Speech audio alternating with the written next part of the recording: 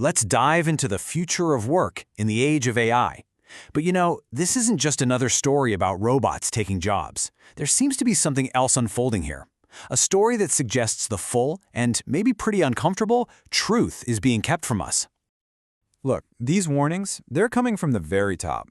When the CEO of a huge AI company like Anthropic starts throwing around a phrase like white-collar bloodbath, that's not just speculation. That's a massive signal that the world of work is about to change way faster than any of us are ready for. And that, right there, is the big question at the heart of all this. What if the proof of this so-called bloodbath isn't some future prediction? What if it already exists? And what if the most famous AI lab in the world is choosing to hide it? So our story really kicks off with a whole series of really high-profile people just leaving OpenAI. And these resignations have sparked some serious allegations that the company is getting less and less transparent, right at the exact moment its technology is poised to change everything.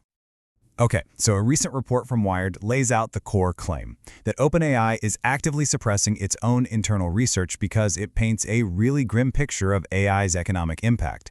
And with a massive, maybe even trillion-dollar IPO on the horizon, well, the timing of all these key people leaving raises some pretty serious questions about what's really going on behind closed doors. And here's the kicker. In a final internal message, one of their former economic researchers, Tom Cunningham, basically accused his own team of shifting from doing objective research to just becoming a propaganda arm of the company. That points to this huge fundamental conflict between finding out the truth and just crafting a good story for investors. So what is this research that's causing so much drama? Well, it seems to all circle around a specific test, a benchmark that measures how good AI is at replacing really high-value professional work. Let's take a look at the data, because this is the smoking gun. Now, this isn't your typical AI test. We're not talking about asking it to write a poem or something. The GDP-Vol benchmark is a real-world trial. It pits an AI against a human expert on a complex project. And then, and this is the key part, it asks senior managers from huge Fortune 500 companies to pick which one's better. Okay, you need to brace yourself, because the speed of progress here is just breathtaking. In September of 2025, the best AI was preferred less than 40% of the time. Fine, but just 3 months later, a new model comes out, and that number more than doubles. This isn't just a gradual improvement. This is a massive, seismic leap in what this technology can do.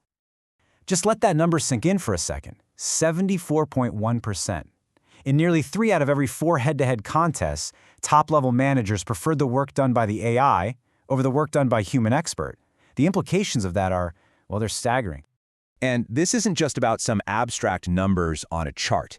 This leap in capability has immediate, real-world consequences for people, for their jobs, and for their livelihoods. And this slide shows us exactly where we're feeling the first impacts. Research from Stanford, using data from Anthropic, reveals a really sharp drop in jobs for young professionals, people just starting their careers. For software developers in their early 20s, there's been a 20% decline. That bloodbath we talked about, it might have already started for the most vulnerable people in the workforce. This isn't an entirely new thing. For over 40 years, technology has been creating this decoupling. Productivity has been allowed to just soar, while wages for the average worker have stayed pretty much flat. AI just feels like the dramatic final act of this long, slow trend. And this is what that decoupling looks like on a global scale. Labor's slice of the economic pie is getting smaller. Now, a 4% drop might not sound like that much, but it represents trillions, with a T, trillions of dollars every year shifting away from workers' wages and into the pockets of the owners of capital. So if the old model of earning a living is fundamentally breaking down, what's supposed to come next? Let's explore a pretty radical proposal to completely rewire our economy for an age of mass automation. This slide really lays out the fundamental shift. See, today, our economy is labor-mediated. The money flows to us through our jobs. But if AI takes away those jobs, the whole system breaks.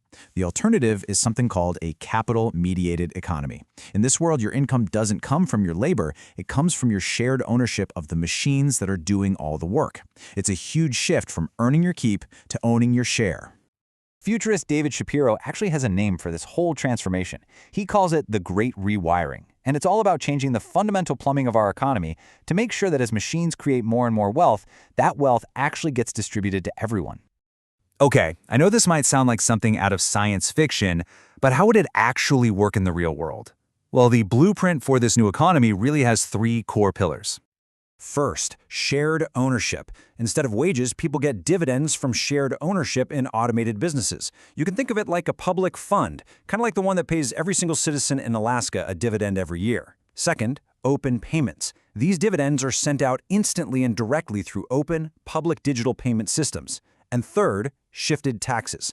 We stop taxing people's income from labor so heavily, and instead, the tax burden moves onto the automated capital and the consumption that's driving this new economy.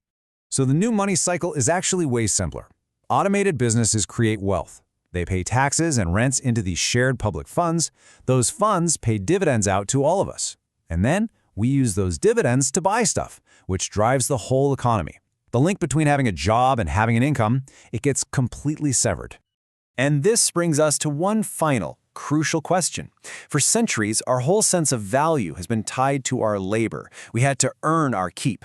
But in a world where machines can do the work better, faster, and cheaper than us, maybe our value will come from something much more fundamental, our shared ownership in the incredibly productive future that we are all building together.